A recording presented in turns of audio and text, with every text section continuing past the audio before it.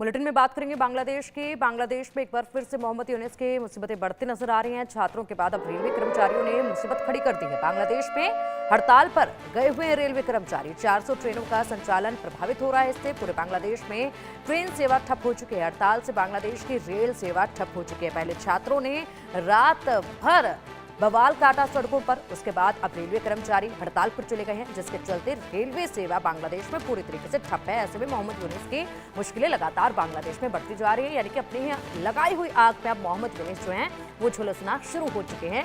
ये कहना गलत नहीं होगा। बांग्लादेश में शेख हसीना को हटाकर मोहम्मद यूनिस के नेतृत्व में अंतरिम सरकार बना दी गई, लेकिन हालात अभी भी जस के तस हैं। एक और रेल कर्मचारी हड़ताल पर हैं और पूरे देश में ट्रेन बंद हो चुकी हैं, जिनकी वजह से आम जनता परेशान है।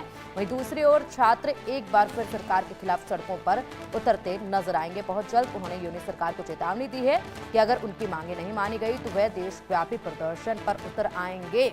रात भर छात्रों का प्रदर्शन पहले देखा गया, उस वक्त चेतावनी दी गई कि जल्द से जल्द इन छात्रों की मोहम्मद यूनिस जो है वो मांगे माने, वरना तो फिर देशव्यापी प्रदर्शन किया जाएगा। उसके बाद अब रेल कर्मचारी हड़ताल पर चले गए हैं, जिसके बाद ट्रेन सेवाएं जो है वो बांग्लादेश में पूरी तरीके से ठप हो चुकी है। बांग्लादेश की पूरी रेल व्यवस्था इस वक्त ठप है, क्योंकि रिटायरमेंट के बाद स्पेशल अलाउंस और अन्य मांगों को लेकर ट्रेन के चालकों और उनके सहयोगी कर्मचारियों ने मंगलवार से राष्ट्रव्यापी अनिश्चितकालीन हड़ताल शुरू कर दी है।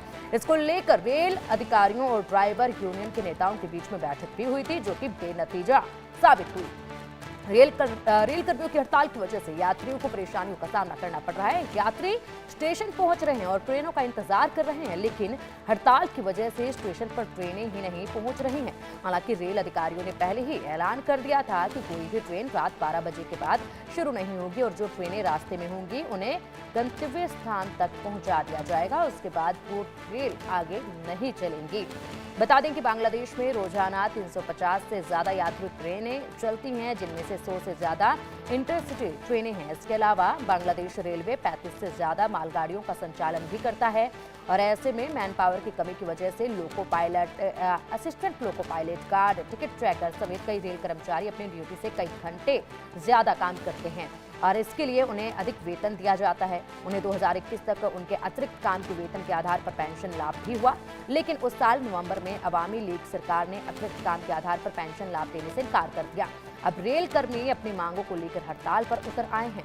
दूसरी ओर ढाका यूनिवर्सिटी से जुड़े 7 कॉलेजों के छात्रों ने बीते सोमवार को बड़ा प्रदर्शन किया और सरकार के सामने 6 मांगे रखी।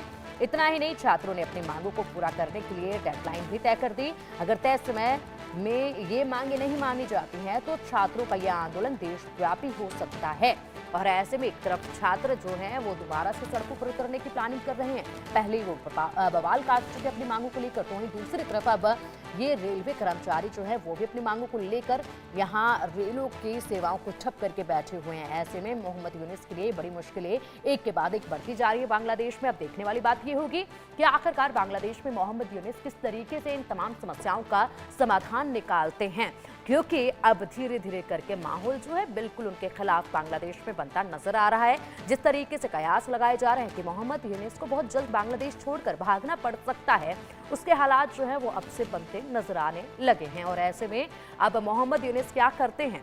क्या उनका केवल ध्यान जो है वो सिर्फ हिंदुस्तान पर बना रहेगा, हिंदुस्तान के साथ अपने रिश्ते बिगाड़ने में बना रहेगा, हिंदुस्तान की सीमा पर माहौल खराब करने पर बना रहेगा, या फिर अपने देश में लगी आग पर भी उनका ध्यान जाएगा और वहां की समस्याओं को सुलझाने पर भी वो ध्यान देंगे, अपने जो देश के लोग हैं उनकी बातें भी सुनने पर वो ध्यान देंगे? ये देखने वाली बात होगी। फिलहाल तो मोहम्मद यूनिस का जो पूरा ध्यान है वो सिर्फ और सिर्फ दो तरफ नजर आ रहा है। एक तो पाकिस्तान के साथ अपने रिश्तों को मजबूत करना और उसके बाद पाकिस्तान के साथ मिलकर हिंदुस्तान को पूरी तरीके से अपना दुश्मन घोषित करना। सिर्फ ये दो लक्ष्य हैं जहां पर मोहम्मद यूनिस का पूरा फोकस जो है इस वक्त नजर आ रहा है। लेकिन दूसरी तरफ मोहम्मद यूनिस का ध्यान इधर है तो वही उनके देश में ही आग झुलसती जा रही है, आग बढ़ती जा रही है और ऐसे में अब ये आग के जो लपटें हैं वो बहुत जल्द मोहम्मद यूनिस को महसूस होना भी शुरू हो जाएंगे।